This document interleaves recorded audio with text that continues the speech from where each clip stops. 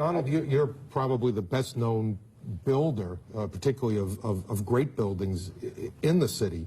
There's a great deal of question about whether or not the damage and the ultimate destruction of the buildings was caused by the airplanes, by architectural defect, or possibly by bombs or aftershocks. Do you have any thoughts on that? Well, it was an architectural defect. You know, the World Trade Center was always known as a very, very strong building. Don't forget, that took a big bomb in the basement. Now, the basement is the most vulnerable place because that's your foundation, and it withstood that. And I got to see that area about 3 or 4 days after it took place because one of my structural engineers actually took me for a tour because he did the building. And I said, I can't believe it. The building was standing solid, and half of the columns were blown out. I mean, so this was an unbelievably powerful building. If you know anything about structure, it was one of the first buildings that was built from the outside. The steel, the reason the World Trade Center had such narrow windows is that in between all the windows, you had the steel on the outside. So you had the steel on the outside of the building. That's why when I first looked, and you had big, heavy I-beams, when I first looked at it, I couldn't believe it because there was a hole in the steel. And this is steel that was, you remember the width of the windows in the World Trade Center, folks. I think you know, if you were ever up there, they were quite narrow.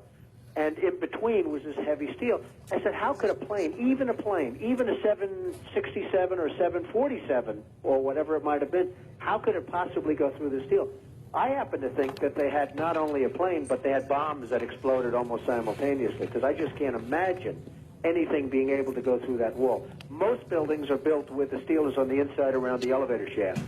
This one was built from the outside, which is the strongest structure you can have, and it was almost just like a can of soup. You know, Donald, we were looking at pictures all morning long of that plane coming into building number 2, and when you see that approach the far side, and then all of a sudden, within a matter of a millisecond, the explosion pops out the other side. Right. I just think that it was a plane with more than just fuel. I think, obviously, they were very big planes. They were going very rapidly, because I was also watching where the plane seemed to be not only going fast, it seemed to be coming down into the building. So it was getting the speed from going downhill, so to speak. It just seemed to me that to do that kind of destruction is even more than a big plane, because you're talking about taking out steel, the heaviest caliber steel that was used on a building. I mean, these buildings were rock solid. And, you know, it's just an amazing thing. This country is different today, and it's going to be different than it ever was for many years to come.